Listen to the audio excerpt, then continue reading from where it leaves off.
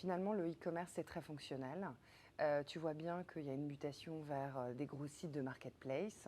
Évidemment, on essaie de se différencier à la fois sur nos qualités de marketplace et sur nos positionnements.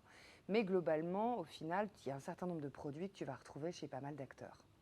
Donc la question maintenant, c'est comment finalement ajouter des services autour de ta plateforme et l'inspiration, la notion de shopping physique, c'est-à-dire je me fais plaisir, cette notion de fun est une notion assez intéressante. Donc il y a plein de choses, hein. On a interrogé nos clientes là-dessus pour voir un petit peu comment elles voyaient les choses. Alors elles ont envie de conseils, elles ont envie, mais quand elles disent de conseils, elles veulent surtout se projeter en fait. Il y a un enjeu de projection très fort, c'est-à-dire qu'elles te disent oui, bah, c'est très bien vos photos, mais c'est un peu le total look La Redoute. Est-ce que moi, mon intérieur va ressembler à ça? Probablement pas, j'ai pas le bon mur, j'ai pas la bonne fenêtre, j'ai pas les bonnes couleurs. Elles vont pas tout changer d'un coup. Donc il y a un enjeu de projection et ça, tu peux le faire dans différents styles finalement d'intérieur. Tu peux le faire en gamification, tu peux le faire de plein de façons. Tu peux le faire en curation en invitant des personnalités. Ce qui est sûr, c'est qu'on doit multiplier nos contenus et les faire vivre sur nos écosystèmes et sur les plateformes sociales.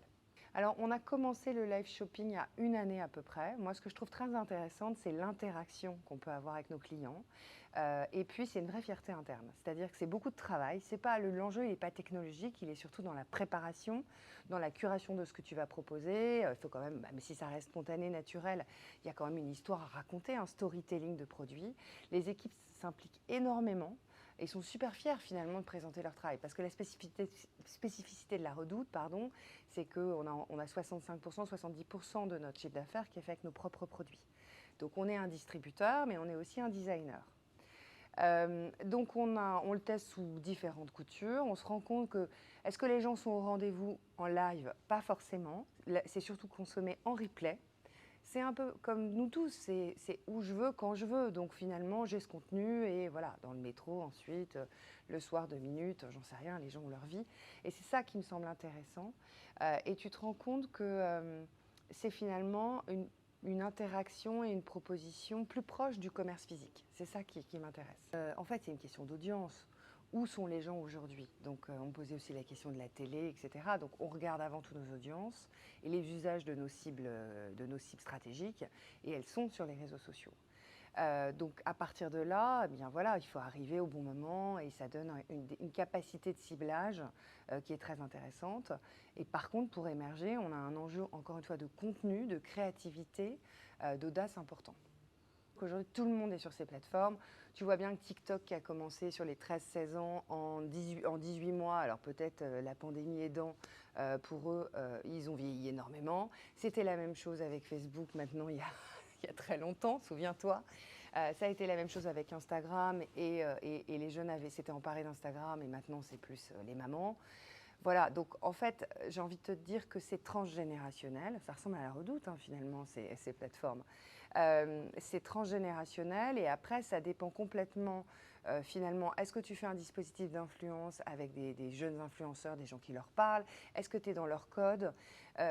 Donc, si tu veux rajeunir, et c'est notre cas, parfois c'était le cas avec TikTok, mais on n'est pas sur les réseaux sociaux uniquement pour rajeunir notre cible. On est sur les réseaux sociaux parce que pour moi, aujourd'hui, on doit y être. Et que c'est comme un média. Voilà.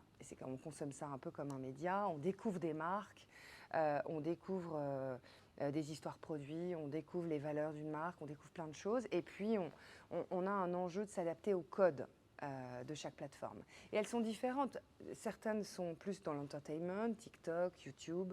D'autres sont plus sur un projet individuel comme Pinterest. Quand on est sur la maison, la mode, on peut pas aujourd'hui, je pense que Pinterest est très intéressant et se consomme un peu comme un magazine.